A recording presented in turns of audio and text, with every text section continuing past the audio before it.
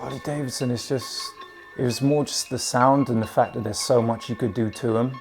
And then a lot of it was just feeling for me. Like I've been on other bikes and with Harley it was just the feeling of, I don't know, the vibration, everything about them. I can't say I've been interested in too many other brands, but Harley, especially the older stuff, it just felt right.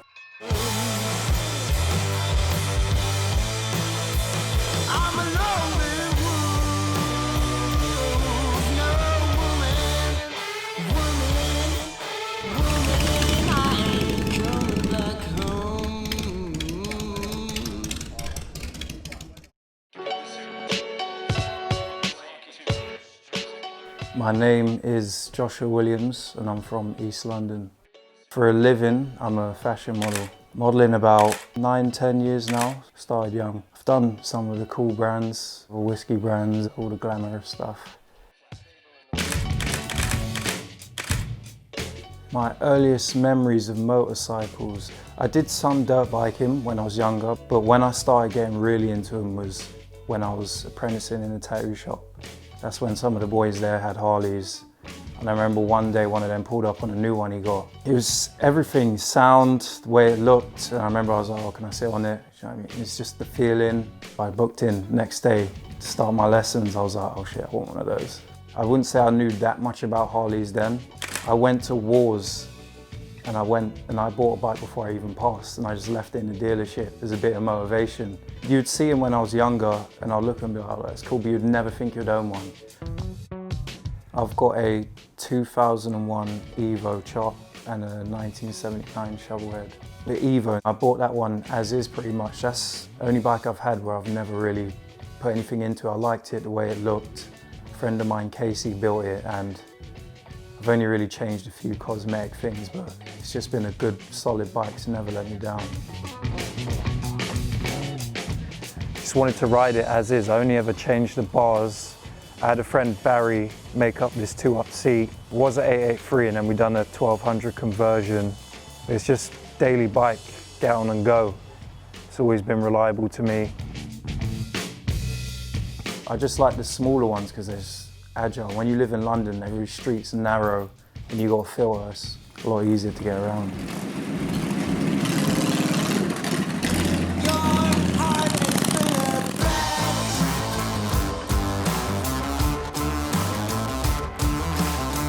It's mad. I've got a group of friends. Some of us met through modelling and we all just started riding around the same time. And that's how we kind of made a connection when we all found out each other rode. A group of about 9 or 10 of us, younger boys, that all ride together. So it's good to have people around my age into the same thing. One weekend was bored and was like, oh, let's go to Rotterdam. Why not? Let's just go, let's do it. So me and a couple mates set off. It all looked good, but when we was riding, just torrential rain, non-stop, non-stop.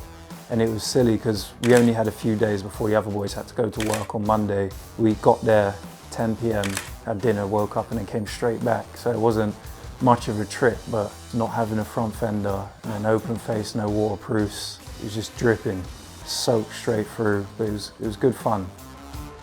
That was on the Evo, and the Evo is narrow, and that's more my commuter bike when I need to get places. That's slim to get around town, but for the shovel I just wanted it a bit more wild, so I put long fishtails on it, 16-inch apes. I did a lot of riding on that bike, but this past year has just been getting work done on it, making it look the way I want it to.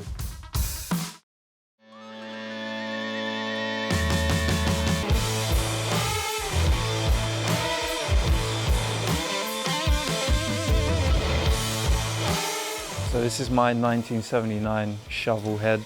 Had this bike about 2.5 years. When I got it, it was a bit of a project. Pretty much cosmetically changed everything. I wanted to get it running right first, so I brought it here to my friends at Zeus. And I had it painted by a guy called Mitch Bailey in Australia. Bought these Paco fishtails. Found the sissy bar on Chop Swap bait solo seat. This would be the one I rode to the hookup, Corner in East. Any of the local chopper shows, every and any one I could get to on this I went to.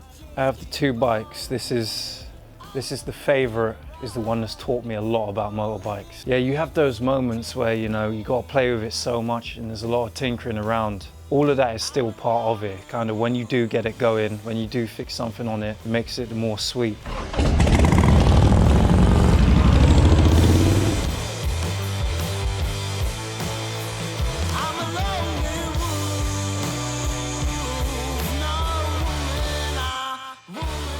I could have any Harley, I don't know, I've always been interested in panheads. And I feel like that's the next stage for me after my Shovelhead is to trade up for a panhead. You know, when you see old icons on bikes, it's like, when I started really looking into choppers, I would look at some of the black riders.